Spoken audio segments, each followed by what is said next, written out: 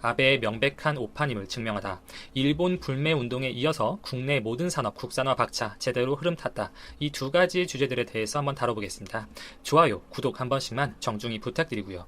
일본의 수출 규제 조치가 시행된 지 100일이 넘어가고 있지만 당초 걱정과 우려와는 다르게 우리 반도체 디스플레이 산업에 즉각적으로 큰 피해를 주지는 못하고 있습니다. 물론 일본의 규제 범위가 더 확대가 된다면 또 다른 문제가 야기될 수 있겠지만 현재까지 탈일본화 국산화를 통해서 슬기롭게 극복해 나가는 모습을 보여주고 있는데요.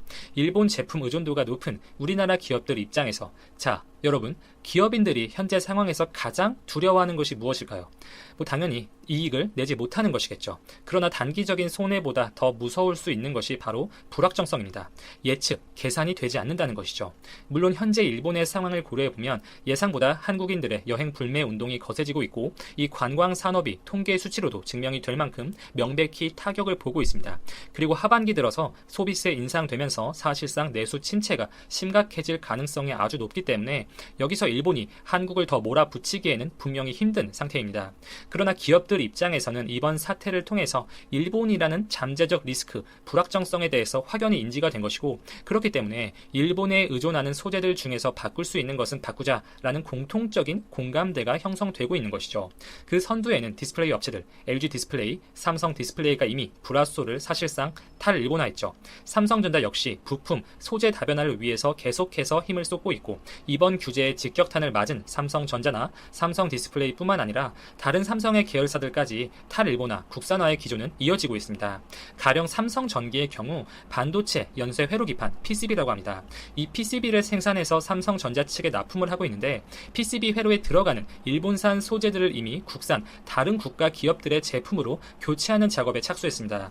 이렇게 전반적으로 삼성의 탈일본 정책은 추진 속도가 당초 예상보다 훨씬 더 빨라지고 있으며 일본의 수출 규제 시행 초반만 하더라도 각종 언론에서는 탈일본화에 최소 1년은 소요될 것이다. 이렇게 보수적으로 평가하는 시각이 많았지만 올해 연말, 내년 초까지 웬만한 소재의 대체 작업을 마무리하겠다는 내부 방침을 세웠고 높은 수준의 정밀한 제조 기술에 들어가는 소재나 장치들은 내년 상반기 이후 교체하는 것으로 현실적인 목표를 설정했습니다.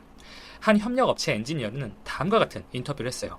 해당 소재들의 대체 작업을 올해 말 내년 초까지 앞당겨달라는 요청을 받은 것은 분명한 사실이고 이 작업 기한을 지키지 못하는 협력업체는 삼성 측에서 제외시키기로 했다고 밝힌 만큼 삼성이 탈일본화에 큰 의지를 갖고 이 속도를 내고 있다는 것은 확실해 보입니다.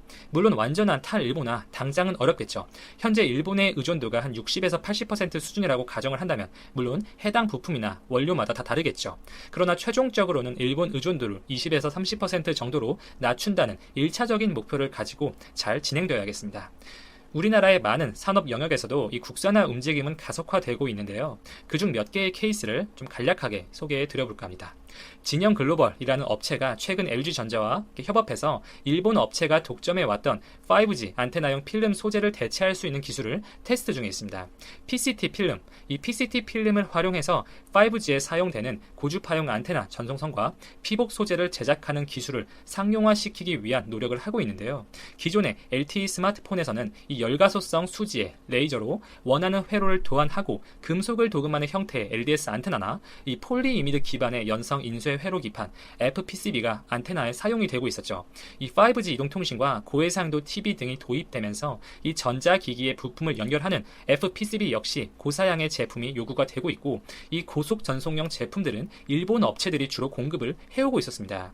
고속 전송용 소재는 주로 LCP, 리퀴드 크리스탈 폴리머, PEN 등이 있었는데 이러한 소재들은 철저히 일본 업체들에게 의존적인 부분이 있었어요. 특히 LCP 필름이 이 5G에 적용될 소재로 많은 주목을 받고 있는데 이 LCP 필름은 일본의 쿠라레이, 무라타 등의 업체가 사실상 독과점하고 있는 형국이고 일본이 주도권을 쥐고 있는 시장에서 이 진영글로벌은 PCT라는 소재에 주목을 했습니다. 이 PCT, 폴리사이클로헥슬렌 디메틸렌 테레프탈레이트입니다. 절연 효과를 시험하는 CTI 테스트에서 최고 등급을 받았고 고온, 고습에 강하기 때문에 전기적인 안정성이 매우 우수합니다. LCP와 1대1로 비교를 하자면 유전율이 낮고 수분 흡수성이 낮다는 분명한 장점이 있습니다. 이러한 특성을 인정받아서 기아의 전기차 니로에 전자식 기어 장치용 중 배터리 시스템에 이 PCT를 기반으로 한 연성 평면 케이블이 사용되었고요. 이 PCT 기반 FPCB의 포텐셜이 올해 초부터 시장의 주목을 받기 시작했고 일본이 자랑하는 LCP 소재를 대체할 수 있는 것으로 많은 기대를 받고 있습니다. 진영 글로벌은 최근 PCT 필름을 기판으로 활용한 이 5G용 안테나를 제작하는 데 성공했다 이렇게 밝혔고 이 제품은 50Ω대의 임피던스로 LCP 기반 제품과 동일한 성능을 보였다고 발표하였습니다. 이러한 연구 결과들을 바탕으로 LG전자와 내년 양산을 목표로 과제를 수행 중에 있습니다. 또한 연구기관과 민간 기업이 협력해서 이 반도체 공정 코팅 소재죠 이트륨 옥사이드를 국산화하는 데 성공했다고 밝혔습니다. 국가핵융합연구소 핵융합연과 세원 하드페이싱이라는 민간 기업이 협력해서 일본 의존도 거의 100%에 달했던 코팅 소재 이트륨 옥사이드를 최초로 제작했다. 그렇게 발표하였습니다. 미세 분말 상태에서도 뭉치지 않는 이 용사 코팅 소재 이트륨 옥사이드를 직접 제조한 것인데 이 용사 코팅 서멀 스프레이라고 합니다. 이것은 분말 상태의 재료를 화염이나 플라즈마 등의 고온의 열원을 활용해서 분사시켜서 반도체 부품의 표면에 뿌려 입히는 기술을 의미하고 내열, 내구성을 높이는 과정입니다. 반도체뿐만 아니라 선박이나 자동차 엔진, 우주선 등에도 흔하게 이용되는 공정인데요. 비용이 낮게 드는 대신에 치밀도가 낮다는 단점이 있고 결국 얼마만큼 균일하고 치밀한 코팅막을 형성할 수 있는가가 포인트입니다.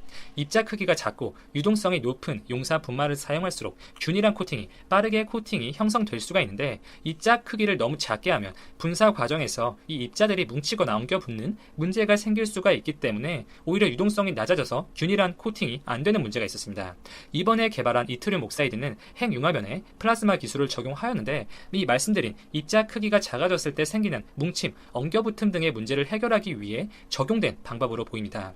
25 마이크로 이하의 크기에서도 고품질의 코팅을 실현할 수가 있다고 발표했고 입자 크기나 유동성 측면에서 일본 제품보다 확연히 낮다고 핵융합연은 강조를 하였습니다. 또한 일본이 독점한 친환경 플라스틱 제조 기술, 이 한국화학연구원 화학연에서 이를 대체할 수 있다고 밝혔는데요. 식물성 성분인 아이소소바이드와 나노셀룰로즈를 활용해서 이 바이오 폴리카보네이트를 제조했다고 발표하였습니다.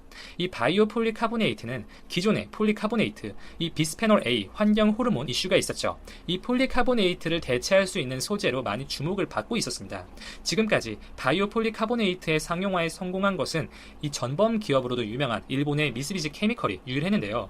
아이소소바이드와 나노셀룰로즈 모두 물에 섞이는 친수성을 보여주기 때문에 이들이 잘 섞일 수 있다는 점을 이용했습니다.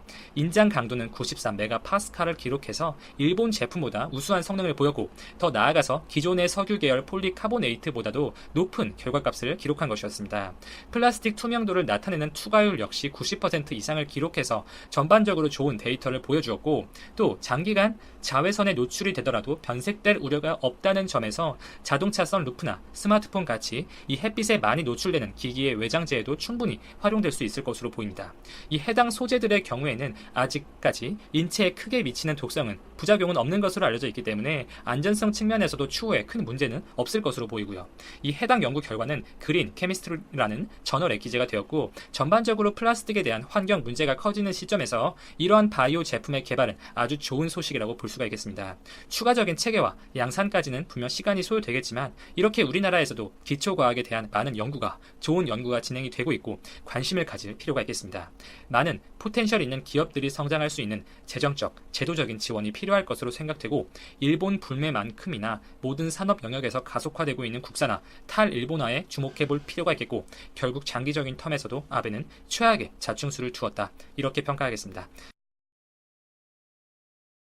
뒤늦게 사태 파악한 일본 반응에 관한 내용입니다. 한국 정부는 일본의 수출 규제를 정부와 기업이 신속하고 전방위적으로 대응했고 여기에 국민의 호응까지 모여 지금까지 잘 대처해왔다고 밝히며 기술 자립, 대기업과 중소기업 협력 등 여러 면에서 의미 있는 성과를 만들어내고 있다고 전했습니다. 그런데 일본의 수출 규제 조치가 일본이 생각했던 것만큼 한국에 큰 영향을 미치지 못했다는 정황이 포착됐는데요. 한국의 기업들이 일본의 수출 규제 대응책으로 소재 및 부품의 국산화라는 해법을 찾았고 지난 8월에는 정부가 탈일본을 목표로 기반으로 국산품 경쟁력 강화 대책을 발표한 것이 성과가 있었기 때문인데요. 그동안 한국의 소재 및 부품 산업은 일본에 의존적이었으며 따라서 수출을 확대해도 오히려 일본이 많은 이득을 챙겨왔습니다. 그런데 일본의 수출 규제 조치에 따른 위기를 전화위복의 계기로 만들기 위해 정부와 기업이 끊임없이 노력했고 여기에 많은 국민들이 호응하며 일본의 경제 보복에 불매운동과 일본 여행 중단으로 강력히 맞섰는데요. 일본의 수출 규제 결과는 오히려 일본 기업이 한국의 수출이 가로막혀 고통을 받고 있으며 한국 국민들의 자발적인 불매운동과 일본 관광 중단은 한국 여행객 의존도가 높았던 일본 도시들의 숨통을 조이고 있습니다. 이로써 일본 정부의 수출 규제가 일본이 한국의 경제 식민지였음을 알려주는 꼴이 되어버렸는데요. 대표적으로 수입 품목인 맥주나 차량 판매는 눈에 띄게 줄어들었고 일본 제품에 대한 소비자들의 인식이 변하면서 일본 브랜드의 가치 또한 바닥으로 떨어졌습니다. 게다가 판매가 부진하거나 손님이 적은 일본 브랜드들은 한국 내 점포 수백 개를 폐쇄하고 한국 사업 철수를 결정하기도 했는데요. 특히 한국 국민들의 일본 여행 중단은 일본 관광산업에 직격탄을 주었습니다. 일본의 관광업계 종사자들은 한국인 관광객 감소를 재난에 비유하는 등 여전히 우려의 목소리를 내고 있으며 실제로 한국인 관광객 급감으로 일본의 생산 유발 감소액은 3,500억 원을 넘어섰습니다. 일본행 항공권과 페리 승선권 매출 역시 급감했고 일본의 소도시들은 긴급 대출 상담 창구를 개설하는 등 비상이 걸렸다고 하는데요. 이에 비해 한국은